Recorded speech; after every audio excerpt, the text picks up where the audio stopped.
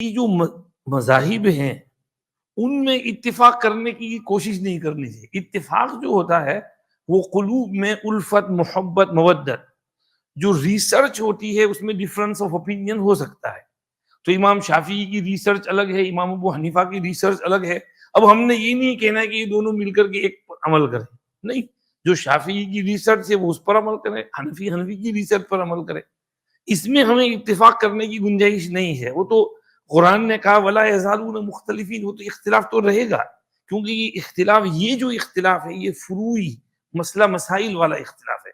اس میں کوئی لڑائی جھگڑا نہیں ہے، حنفی شافعی کے آپس میں فائٹ نہیں ہے. اور یہ اصل میں علم کی وسعت کا نتیجہ ہے. جب علم وسیع ہوتا ہے تو آدمی کے تھوڑے بہت اپینینز بھی فارم ہوتے ہیں، تو وہ اپنی اپینین کو پیش کرتا ہے کہ یہ رائے ہے. تو امام شافعی کا علم اتنا وسیع تھا، امام ابو حنیفہ کا علم اتنا وسیع تھا، اتنا براڈ علم تھا. وہ براڈ مائنڈ تھے، براڈ نالج والے تھے، وہ اپنی ریسرچ پیش کرتے تھے. تو اس ریسرچ میں جیسے دو ڈاکٹر ہیں، دو ڈینٹسٹ ہیں اور دو آنکھ کی آپٹیشن ہیں، تو ان کی رائے میں فرق ہو سکتا ہے، ڈفرنس آف اوپینین، ڈائگنوزز کے اندر، ریزلٹ کے اندر اور اس کے پرسکرپشن کے اندر. کوئی کیا پرسکرائب کرتا ہے، کوئی کیا پرسکرائب کرتا ہے. تو یہ ڈفرنس آف اوپینین جو جتنا ڈیپ ریسرچ میں جاتا ہے اتنا ہی زیادہ اس کا اوپینین بھی اتنا ویلیو والا ہوتا ہے. تو امام ابو حنیفہ، امام شافعی، امام مالک، امام احمد، ان حضرات کے اوپینین بہت گہرے ہیں. تو ان کو ایک کرنے کی ضرورت نہیں ہے. there is no need to bring them on one platform. تو اس لیے یہ کچھ پوائنٹس تھے بیان کرنے کے، یونٹی، اتفاق، اتحاد. کہاں اتفاق ہو سکتا ہے، کہاں نہیں ہو سکتا.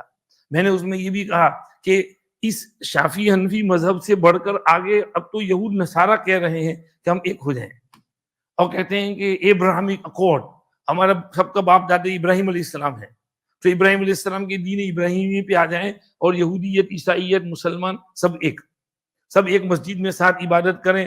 مسلمان اپنی نماز پڑھے، عیسائی اپنی پرے کرے، یہودی اپنی پرے کرے، ہم اکٹھے پڑھیں، ایک مسجد بنائیں اور وہ مسجد یونٹی والی ہو، سب اس میں کریں.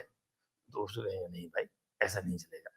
لکم دینکم ولی دین، لنا اعمالنا ولکم اعمالکم.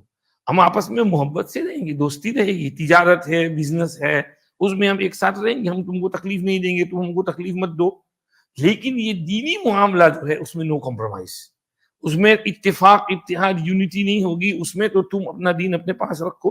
تم جو ہے مسلمان بننا نہیں چاہتے تو ہم کو کیوں یہودی بناتے ہو؟ تم مسلمان نہیں بنتے تو ہم کو کیوں عیسائی بناتے ہو؟ تمہارے پرنسپل الگ ہیں، تمہارا دین الگ ہے، تمہاری بلیفز الگ ہیں، ہماری پرنسپل، ہماری بلیف الگ ہے. ہم کو ایک کرنے کی کوشش نہ کرو. ہم آپس میں جس مذہب پر ہیں، جو جس مذہب پر ہے وہ اسی پر رہے، لیکن مل جل کر کے رہیں، آپس میں محبت کے ساتھ رہیں، ایک دوسرے کے ساتھ پیسفلی رہیں، کو ایگزسٹنس ہو، اس میں حرج نہیں ہے.